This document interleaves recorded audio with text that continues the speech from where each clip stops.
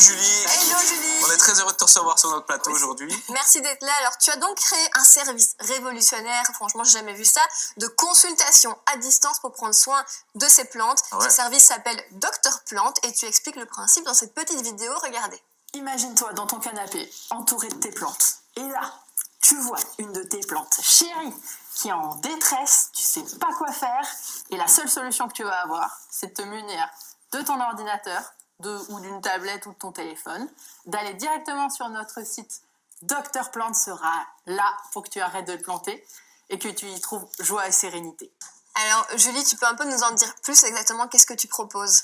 Oui, alors c'est un service de téléconsultation botanique à distance. Ouais. Donc vous restez dans votre canapé chez vous, Okay. vous avez vos plantes, vous les sentez pas bien et forcément vous n'avez pas fait de la botanique en 5e, vous vous rappelez plus de vos cours plutôt je dirais. Et là vous avez Internet donc qui peut vous aider un peu. Ouais, on va chercher des astuces. Mais on trouve tout et son contraire. Oui, c'est vrai. Ouais. Par où on commence? Voilà. Mais déjà, pire, comment faire pour trouver le nom de la plante que tu veux soigner? Par exemple, dans le jardin, ça m'est déjà arrivé. Mais quand tu as une Julie dans ta vie, tout ça, Voilà. oui, c'est beaucoup plus facile. Du coup, est-ce que ça fonctionne bien pour toi? Attends, mais donc comment on fait une fois qu'on est en visio? Tu analyses la plante à travers la caméra? Attendez. Du coup, on a plein de questions. On a plein de questions. Faut se calmer. Non, mais c'est très bien, c'est très bien. Et ben donc on fait un zoom Ouais. en fait, donc tout est organisé en amont sur ma plateforme, et ensuite vous me montrez vos plantes là où elles sont, c'est super important. Ouais. C'est là où elles sont chez vous. Ouais. Et comme ça, moi je peux analyser la situation.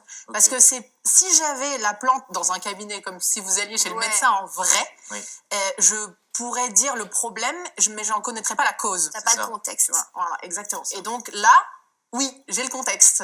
Et c'est là où je peux dire, elle est trop près de la fenêtre, il y a des courants d'air, on est en plein hiver, vous êtes fumeur, vous ouvrez 4 fois par jour la fenêtre, ça, il n'y a rien qui va. Ou il n'y a pas assez de lumière, ou il y en a trop, etc. D'accord. Et c'est grâce à ça que je peux faire un super diagnostic. Du coup, ça fonctionne bien, t'as de la demande? Oui. Plutôt. De plus en plus depuis le confinement ou pas spécialement, ça a toujours été une demande constante? Une demande constante. D'accord. Incroyable. Bon, Bah, du coup, franchement. je pense que tu as amené des petites plantes malades, les pauvres, on a de la peine. Donc, est-ce que tu peux nous expliquer un peu quels sont leurs problèmes et quels sont les problèmes qui reviennent le plus souvent, en tout cas chez les plantes qu'on connaît comme ça? Oui, bien sûr. Alors, souvent sur les orchidées, donc les phalaenopsis qu'on a chez nous, qu'on nous offre classiques, Oui, c'est vrai. sur les fleurs, qui sont toujours blanches, presque quasi, et ben on voit des cochenilles. C'est Vous quoi savez, les cochenilles? alors, justement, te dire. Attends, nous on n'est pas pro jardinage. Des chenilles, mais quand tu le prononces mal. C'est ça. Je sais pas si vous voyez à la caméra, parce que là je l'ai pris bien violette exprès pour qu'on voit. C'est des petites traces, c'est Vous quoi? voyez? Non, regardez bien. Des petits points. Regardez bien.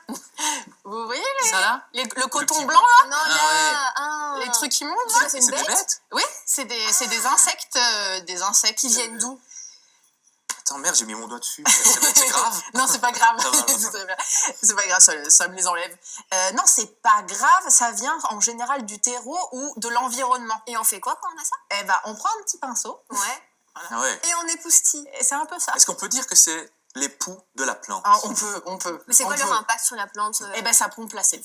Ah ouais, carrément. Ouais, carrément. Ok. Ouais. Et celle-là, elle est vraiment mal en point. Je vois que les feuilles sont toutes moches. Il y a celle-ci aussi, vous voyez là. Ah ouais, c'est la même chose? Non, c'est pas tout à fait la même chose, mais celle-ci, elle a un problème récurrent. C'est quand vous avez des plantes qui ont des feuilles jaunes, qui jaunissent. Oui. C'est le jaune, c'est toujours en rapport avec l'eau. Ah, manque d'eau. Manque ou excès.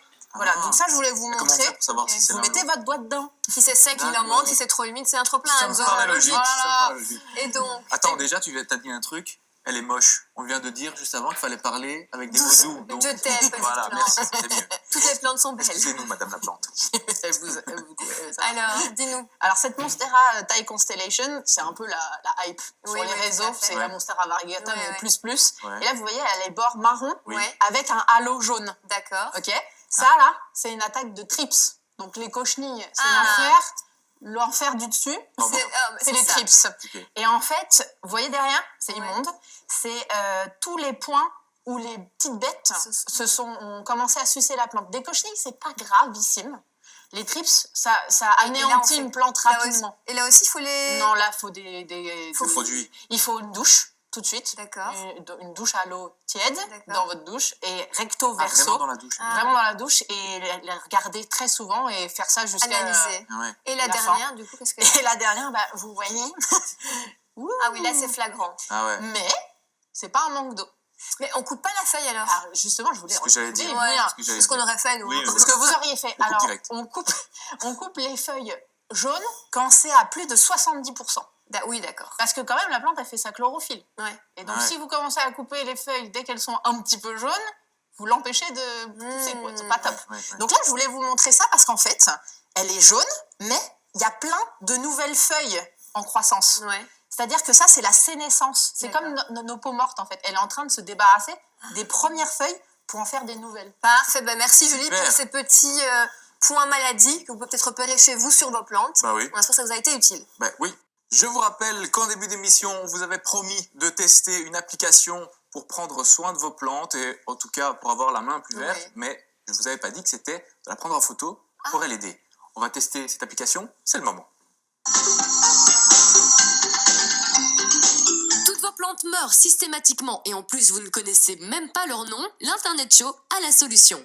L'application PictureDis vous permet d'identifier vos plantes en prenant simplement une photo avec votre smartphone. La base de données de l'app répertorie 10 000 espèces, mais surtout vous allez enfin savoir comment en prendre soin. Où placer votre plante, quand l'arroser, avec quelle quantité d'eau, PictureDis vous explique tout. Attention que ce n'est pas donné, comptez 19,99 € par an. L'application est disponible aussi bien sur iOS que sur Android. Nous sommes donc sur l'application, nous avons deux modes. Mode Oui. diagnostic quand une plante est malade et mode identifié. Quand vous ne savez pas de quelle plante il s'agit. Voilà, et on va pranker l'application parce qu'on a pris une petite fausse plante, on va voir si elle sait ce que c'est ou On pas. est diabolique. Alors, on diagnostique notre première plante. On diagnostic Diagnostic, attends, voilà. Alors, est-ce qu'elle va détecter la maladie de la d'amour? plante. Manque d'engrais, c'est faux. C'est pas ce qu'on nous a dit. Nos experts nous ont certifié que ce n'est pas ça. Bon, pas très fiable du coup. Alors, Ensuite, la petite plante qui fait tiep. on va l'identifier. Je pense dans un que son premier temps. propriétaire n'a pas trop pris soin Ouais, d'elle. non. hein. Qu'est-ce que c'est? Est-ce que ce serait de la lavande, un géranium? C'est un... Ah, lui il dit que c'est une fausse plante. Faux. Faux Une fausse philodendron. Bon, c'est une vraie, on peut vous le dire, on l'a senti, on l'a touché. Ouais. On a Et mis notre maintenant- doigt pour vérifier. Ah, peut-être c'est le nom de c'est la peut-être le plante, nom de la faux plante. philodendron. Non, Ou philodendron, on je est connais. teubé, ou c'est l'application qui est teubé. Mais je pense, je parie C'est sur plutôt... nous. ouais, c'est- Bon, maintenant qu'on a identifié la fausse philodendron, on va Son diagnostic. diagnostiquer pour voir si elle est en bonne santé ou Vas-y, pas. je prends toutes les feuilles trouées. Moi, je parie que non. On va voir. Lancer le diagnostic. Qu'est-ce que nous avons? Elle est en très bonne santé. Voilà. Mytho. Elle a l'air, il dit. Non mais Ça veut ne dire- vous fiez pas à ça veut cette dire que étape. Hein. Et maintenant la fausse, est-ce qu'elle va identifier que c'est une fausse? Suspense.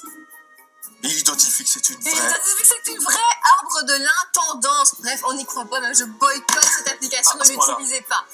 Est-ce que tu peux nous donner 3 conseils pour bien prendre soin de nos plantes? De nos plantes. Ouais.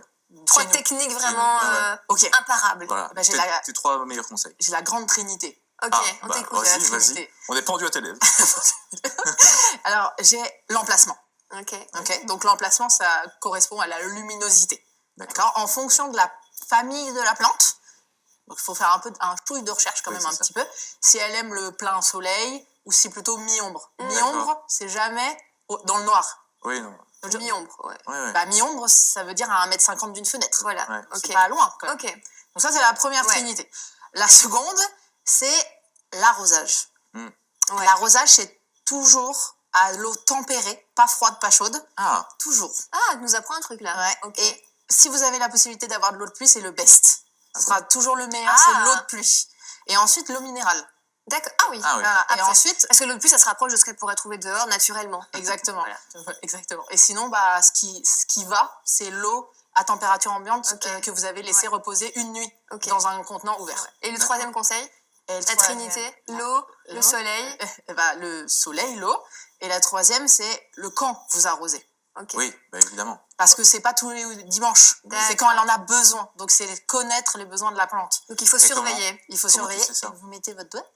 On en a déjà On parlé. en- Donc, mets ton doigt. Mais non. Parce que moi, on m'a dit, Oui. par exemple, si les feuilles, on voit qu'elles sont un peu fatiguées, bah, Oui. c'est peut-être qu'elle a soif. Donc, Oui, faut mais en mettre son et doigt. là, tu te dirais qu'elle a soif. Eh bien non. Mais non, elle Ouais. est juste en train de faire tomber sa feuille. Bon, qui tu est feras tes blanche. recherches, Enzo. Hein. Ouais, Parce que pas de moi. toute façon, il y a plein de remèdes de grand-mère sur Internet, sur les réseaux. On en voit, ça pullule, par exemple, comme celui-ci. Est-ce que ça vous dirait de faire un engrais super utile pour vos plantes d'appartement? C'est bien sûr le marc de café. Hein. Et le marc de café, il y a du phosphore, il y a du potassium. Aujourd'hui, on va aborder 4 engrais naturels, faciles à se procurer. On va parler de leurs caractéristiques et de leur préparation avant utilisation. Les coquilles d'œufs.